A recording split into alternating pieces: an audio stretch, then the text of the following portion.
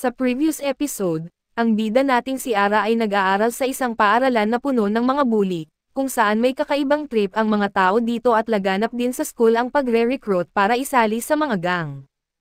Hayag sa school na ito ang away sa bawat malalakas na miyembro ng gang, para ipakita kung sino ang malakas, kaso ang bida nating si Ara ay nagkaroon ng di malilimutang sandali, na kung saan nakatagpo niya ang isang genie dahil lamang sa isang lumang baril na ginamit niya para barilin ang mga lalaking naghahabol sa kanya. Dahil sa pangyayaring ito nagkaroon siya ng overpowered na kakayahan sa tulong na rin ng genie na may pangalang Senya, at nagawa pa niyang masaktan ang leader ng isang gang na may pangalang Marito. Sa pagpapatuloy ng ating recap, nakapagpalabas siya ng isang malakas na suntok kay Marito na talaga namang nawasak siya, at tamang-tama para makita ito ng babae at inisip niya na parang kamukha ni Ara ang isang tao mula sa Hankai. Walang malay si Ara sa nangyari at galit na galit ang bargain basement genie dahil patuloy ang kahilingan ni Ara na magkaroon pa ng ugnayan sa babae. Totoo lang si Ara sa kanyang hiling pero pinuna ni Senya na dapat ay maghahangad na lang siya na maging mas malakas.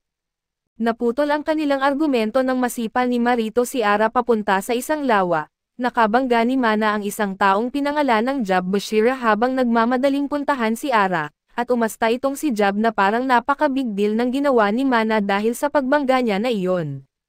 Nagkahiwalay ang mga tao nang marinig nila ang mga sirena ng pulis at napatitig si Marito sa markang iniwan ng napakalakas na suntok ni Ara sa kanyang tiyan. Mukhang galit na galit itong lalaki pero sa katunayan ay nagdeklara lang siya na gagawin niyang kasapi si Ara sa gang ng Shiguma. Pagkatapos ay nagising si Ara mula sa isang bangungot at pinuri siya ni Mana sa kahangahangang suntok na ginawa niya kay Marito. Naunawaan din sa wakas ng utak ni Ara ang lahat at gusto lang niyang malaman kung saan nagpunta si Maharu. Inakala ni Mana na umuwi na ito at napagpasyahan ni Ara na mali ang pagtalo niya sa kanyang kapatid. Napansin ni Broccoli Head ang isang miyembro ng Shiguma na nagmasid sa kanila mula sa labas at hinabol niya ito. Ipinakita ni Mana kay Ara ang bato bilang tanda na pagiging magkaibigan nila na binigay ni Ara sa kanya noon. Sinabi niya sa kanya na tuwing hawak niya ito, nagiging mas malakas siya. Nagtanong si Mana kung mayroon pa si Ara ng kanya, pero hindi talaga nakikinig si Ara at pinigilan siya ni Mana sa pag-alis at nagtaka kung iniiwasan ba siya ni Ara dahil hindi siya sapat na malakas. Sabi ni Ara ay matagal na iyon at hindi niya naaalala at umalis lang siya. Lumitaw si Senya at gusto na makipaglaban sa lahat at sinabi kay Ara na huwag malungkot dahil kahit na natalo siya ngayon, maaari pa rin siyang manalo sa susunod. Mabilis itong itinama ni Ara sa pagsasabing talagang nanalo siya laban kay Marito, pero hindi iyon nakikita ni Senya ng ganoon at narinig niya ang ilang lalaki na nag-uusap tungkol sa isang laban, at dinala ng ating genie sa labanan si Ara para makita ito. Pero huli na sila nang dumating at nagtaka si Greenhead kung ano ang ginagawa ni Ara doon. Aksidenteng nahawakan ng taong ito ang bala na nakalagay sa ulo ni Ara, at siya ay nagulat kay Senya. Sa bahay ay iniisip ni Ara kung paano sa isang iglap, naramdaman niyang bumuhos ang napakalakas na kapangyarihan sa kanyang katawan na parang ibang tao siya, at nagtataka siya kung ano nga ba talaga si Senya. Ipinaliwanag ni Senya na siya ay isang tunay na tao mula sa Hankai, sa pinakamadali na maiisip ng isang tao at doon ay hindi na-impress si Ara, at sinabi ni Ara na ang mga tao mula sa Hankai ay alamat lamang kahit na may literal na genie na kausap siya ngayon. Binanggit naman ni Senya na noong sila ay nag-merge, nakapagbigay si Ara ng isang malakas na suntok ngunit iyon lamang ang kanyang nagawa dahil bahagya lang silang nag-merge. Napansin ni Senya ang isang marka sa likod ni Ara, kaso hindi niya ito binanggit at sa halip ay sinabi niya kay Ara na hindi siya lalakas, maliban na lamang kung magiging isa sila sa katawan at kaluluwa. Gusto ni Senya na maging sobrang close sila, subalit ang ideyang iyon ay nagpaparamdam kay Ara na masuka at binigyang diin ni Senya ang pangangailangan para sa isang lalaki na mag-merge, at alam ni Ara ang pakiramdam na iyon. Sa base ng Shiguma, dumating si Jab Bashira para makipag-usap sa kanilang leader na si Marito at sinabihan nila ang first-year student na ito na wala siya sa kanilang liga, ngunit gusto ni Marito na marinig ang sasabihin ng bata. Kumain si Jab Bashira ng meatball sub na inalok ni Marito, at ipinaliwanag na ang lalaking may pink na buhok na si Tat ay sumunod kay Mana pagkatapos ng laban. Si Mana ay mula sa Manado Gang at kinupkop si Ara. Hindi inaakala ni Jab Bashira na dapat nilang kunin si Ara na tila may kaugnayan sa isang tao mula sa Manado Gang, ngunit ito ay nagtulak kay Marito na isaalang-alang ang pagre-recruit kay Mana. nagalit si Jab Bashira at binangga ang kanyang ulo sa pader at nagpaalala kay Marito na siya ang magiging tanging tagapagmana. Papunta sa eskwelahan, natuklasan ni Ara na lahat ay nagulat na siya ang sumuntok kay Marito. Humanga si Senya sa pagiging sikat ni Ara ngayon subalit wala itong pakialam sa pagiging sikat sa mga lalaki dahil hindi ito nakakatulong sa kanya na makagawa ng plot kay Maharu. Gusto ni Senya na makipaglaban sa sinumang tumingin kay Ara ng masama, ngunit sinigawan sila ni Ara at ikinagulat ito ng mga tao na tila natatakot sa kanya at biglaang lumitaw si Marito. Sa ibang lugar, sinabi ni Greenhead kay Mana na dapat iwasan na niya si Ara mula ngayon dahil mukhang may problema ito at ibinunyag naman ni Mana na plano niyang i-invite si Ara na sumali sa Monodokai, ngunit hindi iniisip ng kanyang mga kasamahan na papayagan ito ng kanilang leader. Ibinunyag ni Mana na gusto na ni Ken na makipagkita kay Ara, at hindi maintindihan ni Zabo kung ano ang nakikita ni Mana sa batang iyon at iniisip ni Mana na ang kamao ni Ara ay kamukha ng sa isang tao mula sa Hankai. Samantalang nagtataka si Zabo kung bakit seryoso ang kaibigan niya sa lumang alamat na ito. Sa ibang eksena sa eskwelahan, dumating si Marito sakay ng kanyang laruan para itanong kay Mana kung nasaan si Ara at inihayag niyang plano niyang i-recruit si Ara sa Shigumagang. Sa klase ay sinigawan ni Ara si Senya dahil sa inis niya dito at kailangan niyang humingi ng tawad sa lahat dahil sa marahil ay iniisip nila na baliw na siya. Maliwanag na may gusto pa rin si Ara sa babae subalit pinapaalala sa kanya ni Senya na pinabugbog siya ng kapatid nito. Lumilipad ang isip ni Ara habang itinatama niya si Senya at ipinaliwanag na malamang ay sinusubok lamang ni Marito ang bagong nobyo ng kanyang kapatid. Mabilis na sinabi ni Senya na tumakbo siya noong una niyang makita si Marito, ngunit pinaliwanag ni Ara na kusang gumalaw ang kanyang mga paa at bigla namang tumawag si Marito kay Ara at kusang gumalaw na naman ang mga paa niya para makatakas. Sa ibang lugar, sinabi ni Maharu sa kanyang kapatid na gusto niyang lagi silang magkasama at nagtataka siya kung nakikinig ba ito, ngunit nakita natin na ang baliw na babaeng ito ay kausap lang pala ang isang laruan na bersyon ni Marito.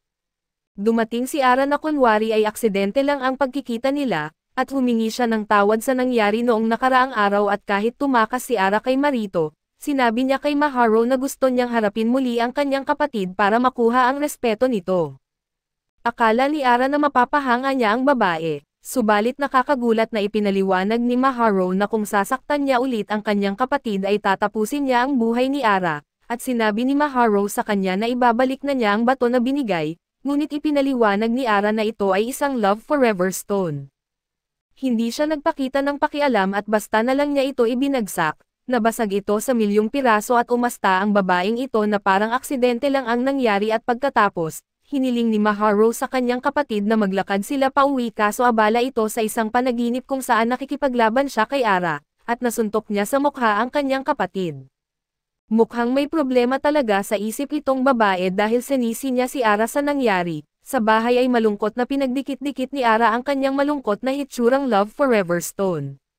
Sinubukan ni Senya na mapasaya siya, ngunit wala ng pag-asa ang bata at kinabukasan ay inimbitahan ni Mana si Ara na sumali sa Monodokai. Ipinaliwanag niya kung gaano siya humanga sa suntok ni Ara kay Marito, kaso naistorbo sila ni Jab Bashira.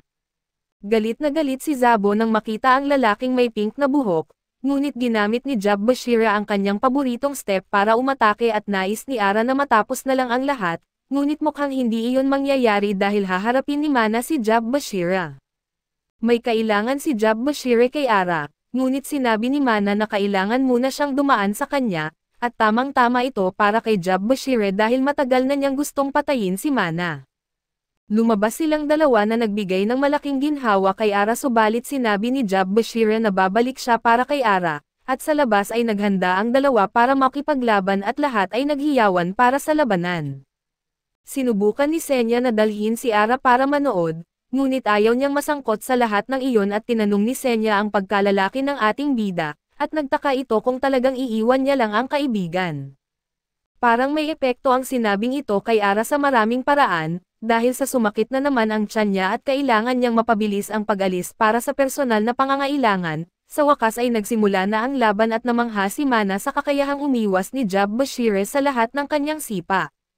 Noong akala ni Mana na tatamaan na niya ito, umiwas lang ulit si Jab Bashira at lubos na naaliw ang mga tao, ngunit naiinis si Senya dahil kailangan niyang maghintay para sa ating bida at nagpatuloy ang laban at mukhang pantay lang ang dalawa. Malinaw na umaasa si Mana sa kanyang mga sipa para umatake, kaso higit pa ang kayang gawin ni Jab dito at nasabik si Mana nang sa wakas ay nakatama siya ng sipa sa likod ng ulo ni Jab Bashira, ngunit ginamit lang ito ni Jab para mapabagsak si Mana. Nagpipigil lang si Mana na hindi siya tamaan ng malakas na suntok, ngunit handa na si Jab na gamitin ang kanyang maaasahang ulo para tapusin ang laban, at di man lang umiwas si Mana at nagpas siyang salubungin ito ng kanyang ulo. Nagbanggaan ang kanilang mga ulo at natahimik ang madla sa pag-aabang kung ano ang susunod na mangyayari. Hinihila ni Senya si Ara papunta sa laban, tamang-tama lang para makita niya na mas matibay ang ulo ni Mana. Nawalan ng malay si Jab Bashira at sumabog sa hiyawan ang mga tao. Galit na galit si Senya dahil hindi niya nasaksihan ang tila isang kahanga-hangang labanan, samantalang nagtataka naman si Ara kung ano ang nangyari kay Mana. Hindi gumagalaw si Mana ni isang pulgada at nalaman nating dahil ito sa pagkawala niya ng malay. Nang magising si Mana ay binanggit niyang kasing tigas ng bato ang ulo ni Jab Bashira at pinuri ni Ara ang kanyang matagal na kaibigan sa pagsasabing solid ang ginawa niya, ngunit binigyang diin ni Mana na wala ito sa kumpara sa pagtama ni Ara ng suntok kay Marito. Bago makaalis si Ara, muling inalok siya ni Mana na sumali sa Manadokai at ipinaliwanag ni Mana na mas lumakas na siya kaya sa tingin niya ay mayroon na silang tsansa na maging Honkai people kung magkasama. Nananahimik si Ara at nagulat si Senya nang malaman na talagang sinasanay ang dalawang bata na maging Honkai people. Nagdesisyon si Ara at pinapaalala kay Mana na tapos na siya sa mga bagay na iyon. Ginawa ni Mana ang huling pagtatangka na kumbansihin si Ara na makipagkita sa kanilang leader na si Ken, at ipinaliwanag na si Ken ang makakalaban ni Marito para sa pinakamataas na pwesto. Ito ang naging susi para ganahan si Ara, na na-curious kay Ken na gusto noon makipaglaban sa kapatid ni Maharu at pumunta si Ara para makipagkita kay Ken, at natuwa si Senya nang malaman niyang gusto ni Ara na maging Honkai person at makuha ang pinakamataas na pwesto. Ibinunyag ni Mana na 3 beses na mataas si Ken kaysa sa kanila at para itong mas matanda pa sa kanila, at nagulat si Ara nang malaman niyang 21 taong gulang na ito at sa wakas, ay dumating ang higanteng si Ken at naisip ni Ara na parang matanda na ito. May matinding presensya ang lalaking ito at namangha si Senya sa lakas na ipinapakita nito, sinimulang ipakilala ni Mana si Ara kay Ken, ngunit direktang sinabi ni Ara kay Ken na gusto niyang subukan kahit isang round sa kanya. Hindi maipaliwanag ni Senya ang kasiyahan nang makita si Ara, at iniisip ni Ara ang kanyang diskarte at kung matatalo niya ang matandang lalaki na nasa parehong level ng kapatid ni Mahara, hindi na niya kailangang harapin pa ang kapatid nito para ipakita kung gaano siya kalakas. Binigyan ni Ara ang sarili ng tapik sa likod bilang parang isang simp na henyo, lahat ay naghahanda manood sa laban ni Ara kontra Ken, ngunit iniisip ng lahat na baliw lang ang bata. Nakiusap si Mana kay Ken na huwag ituloy, ngunit huli na ang lahat at sinabi ni Ara kay Senya na oras na at natuwa si Senya na sa wakas ay natuklasan na ni Ara ang kanyang tunay na kahilingan. Inakala ni Senya na gusto na niyang humiling ng mas maraming kapangyarihan, ngunit sa muli ang kahilingan pa rin ni Ara ay magkaroon pa rin ng ugnayan sa babaeng mahal niya at sa unang pagkakataon, dumadaloy muli ang napakalakas na kapangyarihan sa kanyang katawan at idineklara ni Senya na malaki ang paglaki ng braso ni Ara. Napunit ang manggas nito at nagbigay siya ng malakas na suntok na nagpalipad kay Ken. Siyempre ay nagulat ang lahat at napagtanto ni Mana na si Ara nga ang the one at nagpost ng tagumpay si Ara, ngunit nagalit si Senya dahil ang iniisip lang ni Ara ay ang pagkakaroon ng ugnayan sa babae. Para kay Ara ay walang mas mahalaga doon, ngunit itinuro ni Senya na mas mahalaga ang pagiging malakas at mukhang baliw si Ara habang nakikipagtalo sa hindi nakikitang si Senya. At ang galit na si Ken ay nagpadala sa kanya sa kisame.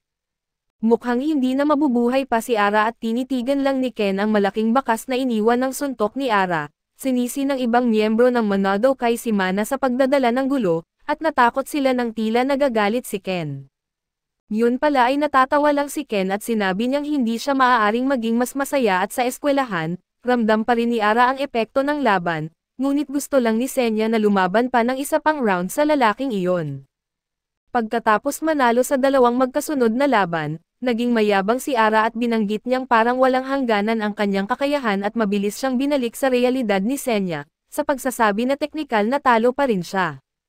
Biglang maririnig ang boses ni Marito na papalapit, at sa tipikal na estilo ni Ara ay handa siyang tumalon muli sa bintana, ngunit nauna na si Marito at siya ang dumaan sa bintanang iyon. Sa wakas nahuli ni Marito si Ara at hiningi niyang sumali ito sa kanilang team. Sinubukan ni Ara ipaliwanag na magiging pabigat lang siya kung sasali at magalang niyang tinanggihan ito. Gayunpaman, na-overpower ng kanyang simp na utak nang sinabihan siya ni Maharu na gusto niyang sumali ito sa gang at wala nang mahabang pakikipag-usap ni Maharu kay Ara at agad na pumayag siyang sumali sa Shiguma. Sa puntong iyon ay dumating si Mana, na excited na ibalita na pumayag si Ken na sumali si Ara sa Manadokai. Ngunit syempre doon ay nagulat siya nang makita itong kausap si Marito at sinabi ni Marito na huli na siya at napili na ni Ara na sumali sa Shiguma. Kaso dito muna matatapos ang recap natin sa anime na ito. Salamat sa panonood hanggang sa muli.